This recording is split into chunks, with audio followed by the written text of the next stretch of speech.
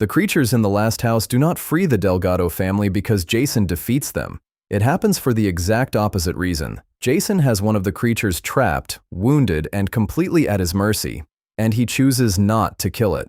That choice repeats Ruth's earlier act of mercy with the ferret. The creature responds by opening the sealed door and then signals the others outside to let the family pass. That is the clearest answer, but the movie never gives the creatures a name, never lets them explain their plan, and never confirms that every human has been released. So let's separate what the ending shows from what Ruth only believes. Full spoilers ahead. What the creatures actually are. By the time the creatures enter the house, the Delgados have been trapped for roughly 5 years. Rain sealed every normal exit. The house keeps repairing its barriers, and the family survives by growing food and catching animals through the chimney. Ruth is the one who connects the clues. Based on her books and what she sees, she concludes these are not aliens arriving from space. They are sea creatures from the deepest parts of Earth, and the rising water is them reclaiming the surface. The important word is concludes. The movie presents this through Ruth, not through a scientist or a creature translating the plan. We can say the film strongly supports her theory. They arrive with rain, move through water, flood the house through the sewers, and appear able to control the seals around each home. So, no. Angry space squid is probably not the answer, but Ruth's idea does explain why they imprison people instead of simply killing everyone. From their point of view, humans may be the dangerous species already occupying their world. The houses become cages while the planet is remade outside. Still, the film leaves a gap. We do not know where the creatures came from, how long they have existed, or whether every creature shares the same goal. That matters, because the ending depends on one creature making a personal decision. How the family finally escapes. The escape only becomes possible after Ruth spares the ferret the family planned to eat. The animal bites her, and the wound turns serious. The antibiotics they need are inside a dead doctor's house next door. Because the doors and windows are sealed, Anne goes underneath.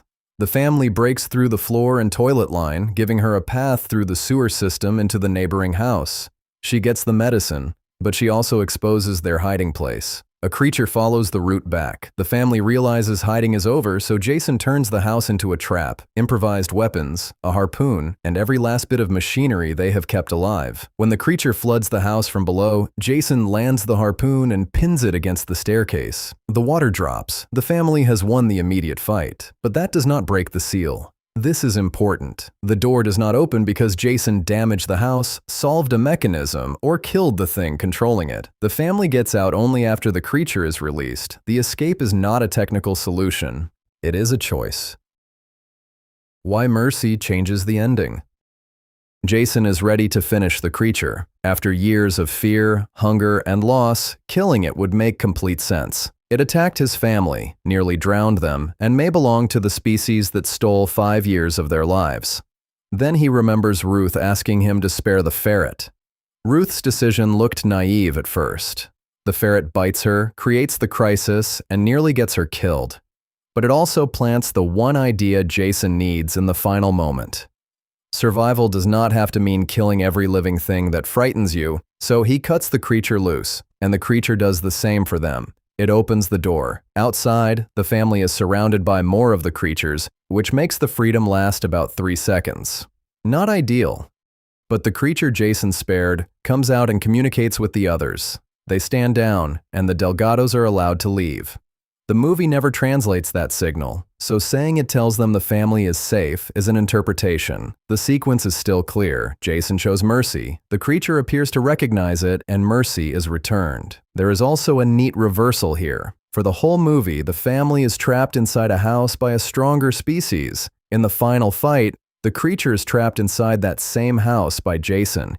He can become the kind of captor he hates, or he can stop the cycle. He stops it.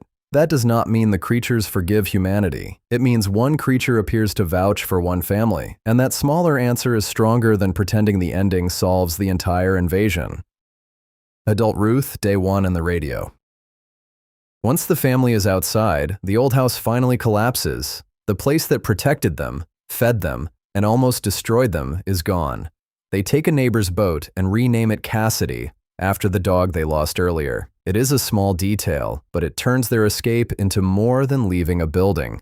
They are carrying the memory of the life they had into whatever comes next. The narrator is then revealed to be an adult Ruth, voiced by Arden Cho.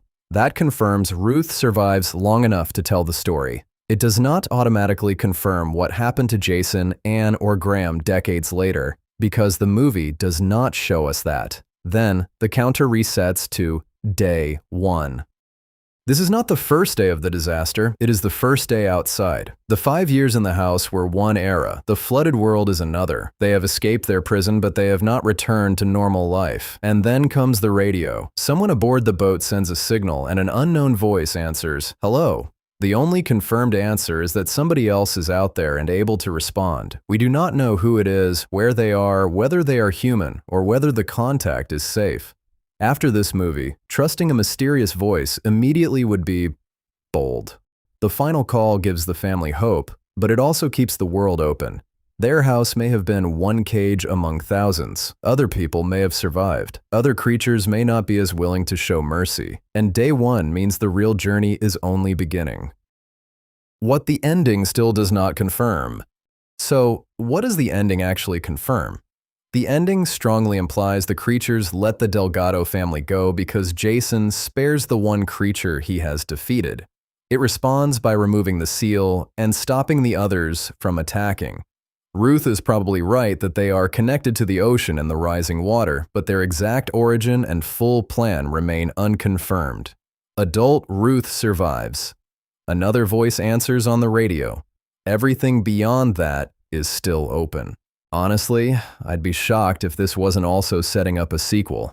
If the response to the movie is strong enough, I can see the next story jumping forward to Adult Ruth, possibly with Arden Cho playing her, as she tries to find whoever answered that radio call, and I'd be on board with that. I liked this movie. It gives the family's story a real ending, but leaves the larger world open enough that another chapter would feel natural instead of forced. But sequel setup aside, I think the actual point of this ending is much simpler. My read is that the ending is not asking whether humans beat the creatures. They do not. It is asking whether either species can see the other as more than a threat. For one moment, they can. Do you think the creature understood Jason's mercy, or was the family being tested the entire time? Let me know below, and if you want the hidden clues that set this ending up, subscribe. That breakdown is next.